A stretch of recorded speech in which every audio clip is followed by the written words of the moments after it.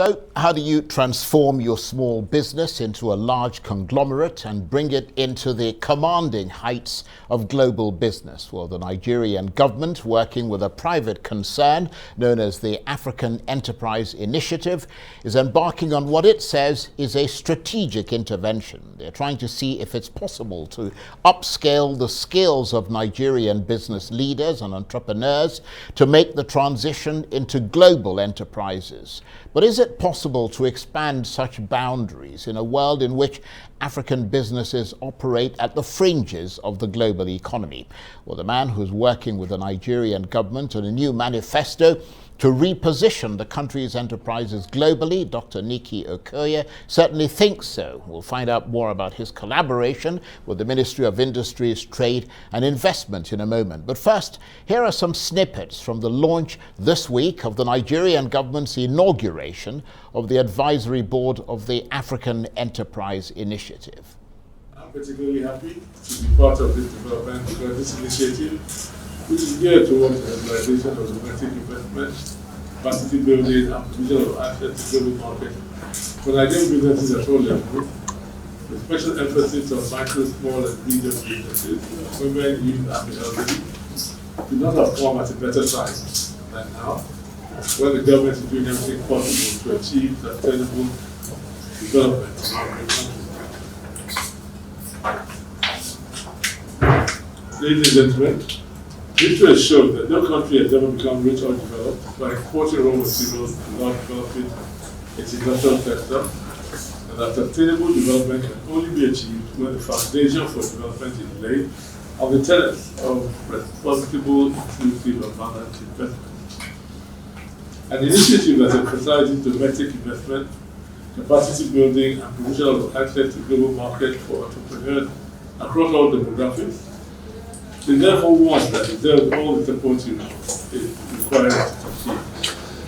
This is why my ministry has decided to collaborate with the Nicky Okoye Foundation in the implementation of the African Enterprise Initiative. We want all the states to have this knowledge. We want all the communities to have this knowledge. So we're going to be impacting this knowledge to public officials and private officials across the country so that they know how to engage and to help their people to come up to level. Then there's the African Enterprise Fund. The African Enterprise Fund is exclusively one of the major areas that we found that enterprises fail because they don't have access to funding. And we looked at the Nigerian ecosystem for startup funding, for those who are funding startup enterprises. And if you go through in detail, most of the venture capital firms or even angel capital firms that are funding startup enterprises in Nigeria are getting their money from international sources. In fact, almost at the 99% level. So we are going to launch under the African Enterprise Initiative for the first time an exercise to mobilize Nigerian capital to support Nigerian startup firms. Well, for more on this, I'm joined now in the studio by the man you saw in that video, Dr. Nicky Okoye, founder and executive chairman of the African Enterprise Initiative. Thank you very much indeed for joining us. It all sounds jolly interesting, doesn't it? Thank you very much, and it does. But first of all, just tell us about the African Enterprise Initiative. I mean, we got a slight taste of it from the minister there and from yourself. What is it? Well, it's actually an intervention to get Nigerian and subsequently African, that's why it's called the African Enterprise, subsequent African enterprises into the global value chain. Now, the global supply chain for now has almost exclusively, eliminated and kept on the fringes, as you mentioned, African enterprises. If you look at the top 2,000 companies, which we looked at when we were doing our research, there are no Nigerian companies that operate at the top 2,000 companies across the globe. In fact, the only African country that enters that list is South Africa. And then if you look deeper at the top companies operating even in Nigeria, they're mostly foreign owned. I mean, you've got the Shells, the Chevrons, and so on and so forth. And even a company that started off in Nigeria in the agricultural value chain, Olam, started off in Nigeria, became a global company, and then moved its headquarters to Singapore. So it's now a foreign company, it's no longer a Nigerian company. And so we believe that that needs to stop. We need to change that. There's nothing wrong with Africans or Nigerians building businesses that can become global companies. But why do you think a company like Olam moved away from Nigeria? Is it ease of doing business? Is it having access to other markets? Is it the fact that Nigeria, I mean, let's face it, oftentimes leaves a bad taste in the mouths of some people? Well, that's true, but in particular reference to Olam, they moved for access to capital. Right. Because they actually still have significant operations in Nigeria. They're still exporting cashews, they're still exporting all different, the entire agricultural value chain.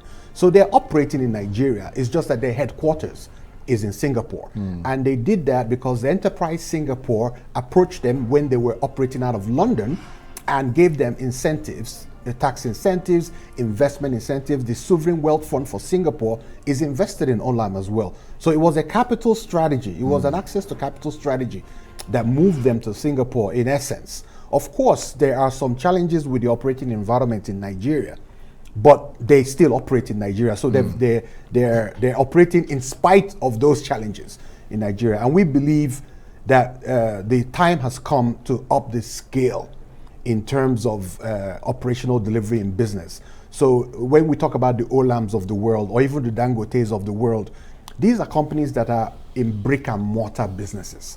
And what do I mean by brick and mortar? These are the old business, the cement, blocks, agriculture. These are brick and mortar. The 21st century is taking us to a different level. So we now got technology-based companies. In the medical field, you got nanotechnology, where tiny robots are injected into your body to go and take care of diseases. You have the recombinant DNA technology, which the entire COVID vaccine solution was based on recombinant technology because it's the messenger RNA. Yeah, but these things you're mentioning are at the very cutting edge of 21st century technology. Yes. Is Nigeria in that sphere, that cutting edge sphere? Because I mean, nanotechnology and all of that, these are things that are very advanced. Nigerians are involved in those businesses, but they're involved in those businesses internationally. Right. So in the United States and in Europe. So if Nigerians have the skills, those world-class skills that it requires to develop products and services in those, then what makes us, or what stops us from being able to do it? Yeah, but you're here? not talking about those Nigerians, are you? I mean, your enterprise initiative is about trying to encourage micro, small and medium businesses to move into higher gear. Absolutely. And so that's the value chain. So we have actually realized that we have smart Nigerians that are operating here in Nigeria. They just need access to the global market. So what do? You have to give them access, and we can use that through technology. So we use technology, we give them the skills, we make sure that they understand the global market, and they build themselves up to the capacity where they can engage globally, and then you provide the platform by which they can actually offer their goods and services on a global space. And we believe maybe we will be able to succeed with getting some of those small companies to grow to become global companies. Well, I mean, in fairness to what you were saying, in terms of technology, like things like, computers and software development and all that sort of thing, I mean, Nigerians are doing pretty well, aren't they? You've Absolutely. got pretty big, quite a big industry here. That's correct. That's correct. And what we need to do is to build on that. Absolutely. So you have a lot of Nigerian firms that are offering services in the technology space to themselves.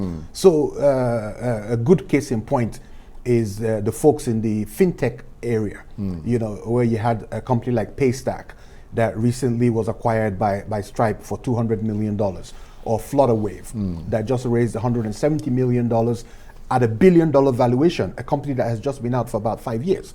Now, this can be expanded across the board, is what we're saying. We don't have to stop at the Flutterwaves or the Paystacks. We can do it across the board, but we need to guide people. And there's a formula to it, and we've designed the formula, and we've engaged with global companies, and there are quite a number of intervention initiatives that are under the African Enterprise Initiative that we will be implementing in association with the Federal Ministry of Industries, Trade and Investment to make sure that our people across the board get hold of this knowledge and get to implement it and have the opportunity to expand globally. Right, but is another way of doing it? For example, you were talking about the technology sector and so on.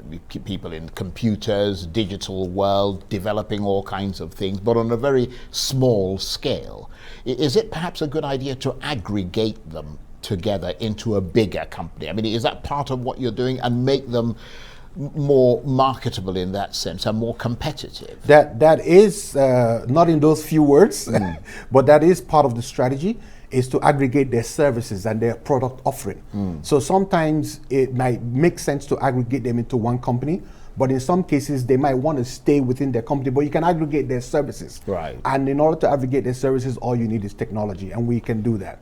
And so that is actually one of the main value proposition of the African Enterprise Initiative once we're unfolding our agenda, which we obviously have started with the inauguration. So I guess that there's going to be a lot of sorting through those sort of micro businesses, the medium, small businesses and so on, to pick out the ones that have the potential to grow. Absolutely, absolutely. So we're going to engage the state governments, of course, and the state governments will identify maybe 1,000 to 2,000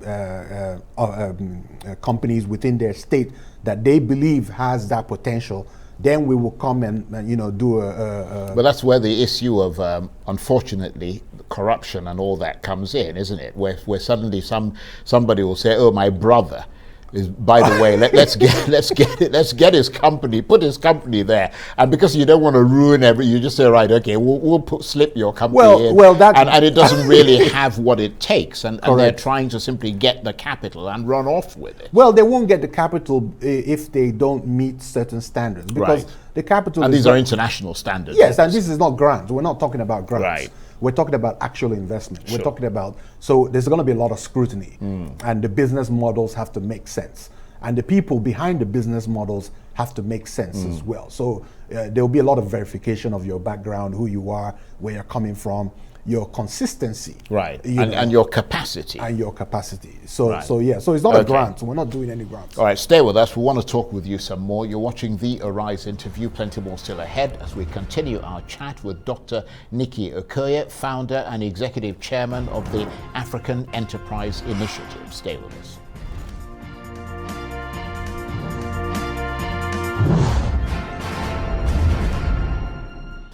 Welcome back to the Arise interview. I'm Charles Aniagolu. Now, as you might have heard, if you've been watching the program from the outset, the Nigerian Minister of Industries, Trade and Investment, Otumba Adeniyi Adebayo, has inaugurated an advisory board for the African Enterprise Initiative. The initiative is designed to provide the capacity, funding and platform to enable Nigerian enterprises operating at the micro, small and medium business levels to penetrate global markets, expand their products and services base, and attract investment capital from local and international sources. So if you are at the grassroots level of micro business, this could well be for you. The government is working with the African Enterprise Initiative to create community enterprise clinics, which will be sited in over 500 communities across Nigeria and will work closely with state governments and local and international partners. And Dr. Nicky Okoye, founder and executive chairman of the African Enterprise Initiative, is still with me in the studio. Thank you for staying with us. Of course, in terms of getting capital, that's the real challenge, isn't it? That is. And one of the things that we want to do is, for the first time, mobilize local capital. It's never been done before at this scale. So if you notice, if you go to Lagos, for instance, all the venture capital funds that are funding startups or funding even private equity firms that are funding established businesses are getting their money from international sources. Now, successful Nigerian entrepreneurs have not typically been investing in the startup business community. So what we want to do is to go after them and say, listen, you guys, you've made your billions from Nigeria, operating in the Nigerian market. Maybe it's time to give back.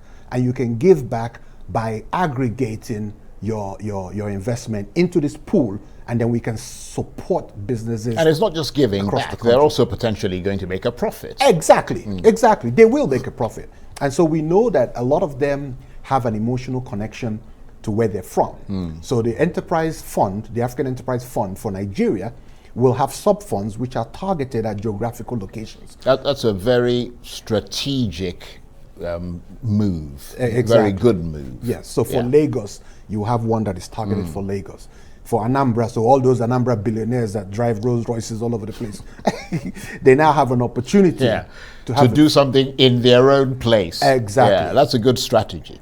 And to make this business, I mean, like when you're talking about exporting their products and services, that's also quite a challenge, isn't it? Because once you go into export and your product fails to meet very stringent EU standards, for example, and is rejected, Right. that person or business muddies the waters for everyone else coming from Nigeria in that particular business sector. You're very correct. And one of the things that we want to do is take it phase by phase and step by step. So of recent, we have just Africa has just launched the Africa Free Trade, Continental Free Trade Area Agreement, which allows for, intra-Africa trade, at, almost tariff-free in terms of the custom duties. So we're going to take advantage of that. So there are obviously some products and services that will be for the African market. Which could be the African market and African standard. But for the international market, we can rely back on the agricultural value chain again. So one area that we're kicking off with is the Cassava Initiative, which we have actually started working on.